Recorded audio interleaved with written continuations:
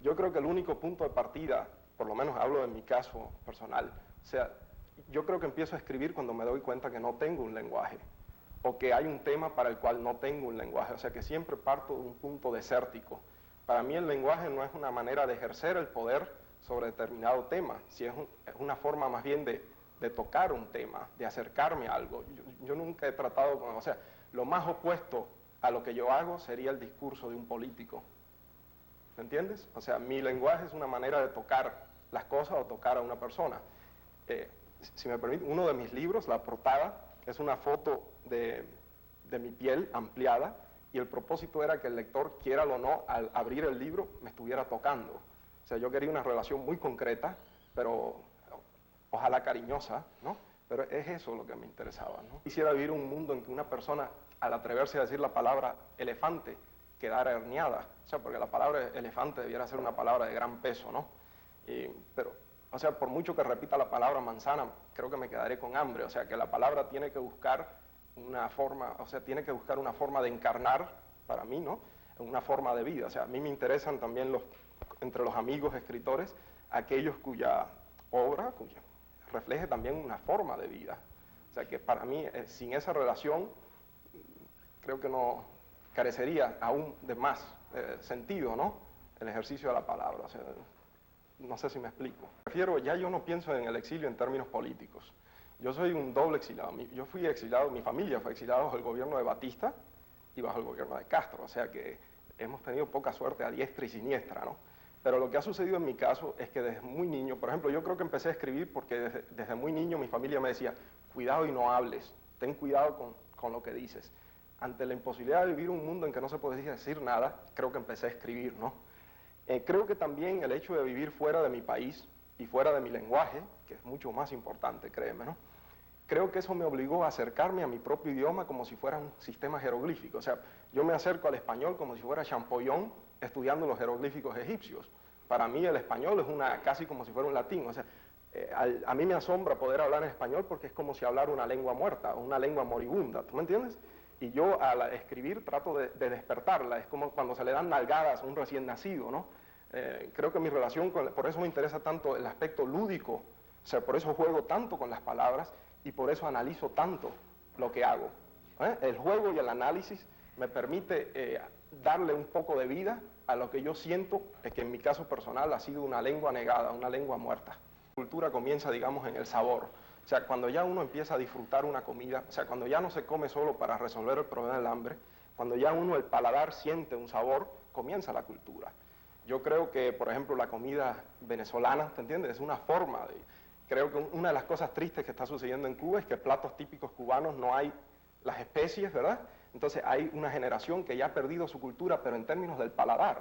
O sea, yo creo que sí hay unas formas latinoamericanas. Creo que Lezama Lima, por ejemplo, es una figura que resuelve, o sea, es un individuo, pero es también una manera de captar, de aprehender la realidad, que es muy, diría, no solo muy latinoamericana, sino muy cubana.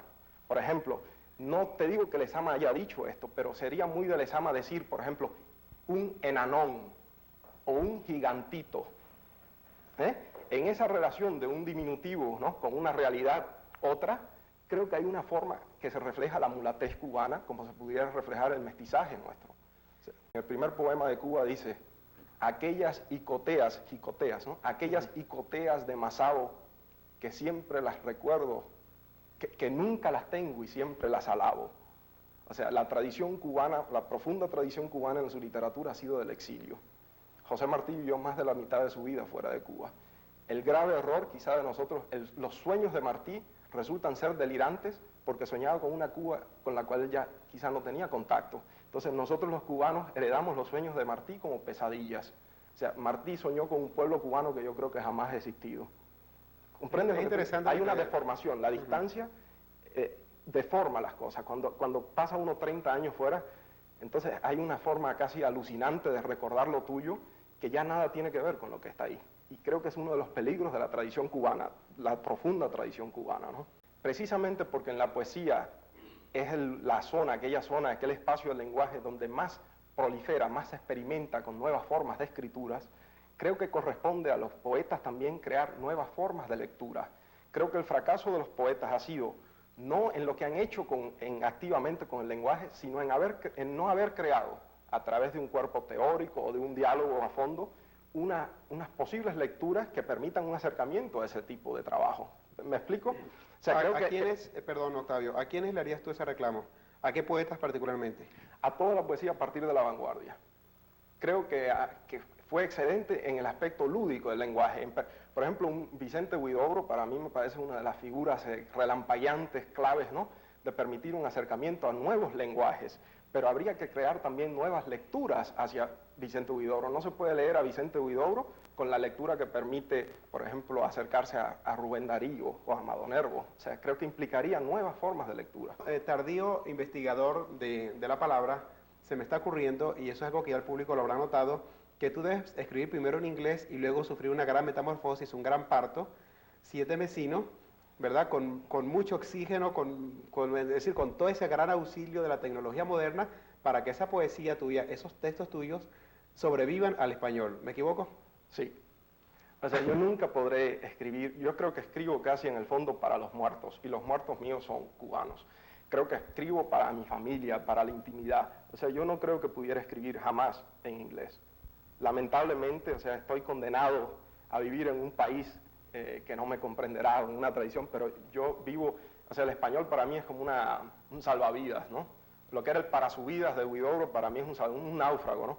Pero para bien o para mal, ahí me expreso, es la lengua madre, o sea, es para mamá y papá. Yo creo que una de las grandes poesías de Dolores es Lagartija o El Chocolate cantando flamenco. O sea, cuando esa gente te dice ay, tú te das cuenta que ese señor ha tenido un dolor.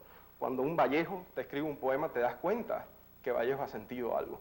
Ahora, el peligro de eso es que Vallejo, siendo uno de los grandes poetas latinoamericanos, es uno de los poetas más limitados. O sea, la poética de Vallejo casi se circunscribe alrededor del dolor, ¿no?, de la angustia, ¿no? Entonces lo que habría que buscar formas de expresar el dolor que no se quede en una exclamación, o sea, que el dolor sea compartido y que permita acercarse al dolor de otros. Eso implica casi también jugar con el lenguaje. Esa es la contradicción del poeta, creo. Que aunque partas de una experiencia dolorosa, el acto de escribir es un placer. Y hay el peligro de seguir padeciendo dolores ya superados por el placer de seguir escribiendo sobre ellos, ¿no? Es uno de los peligros vitales, o sea, del que escribe, de seguir viviendo un pasado con tal de en el presente seguir gozándolo a través del acto, a través de la escritura, ¿no?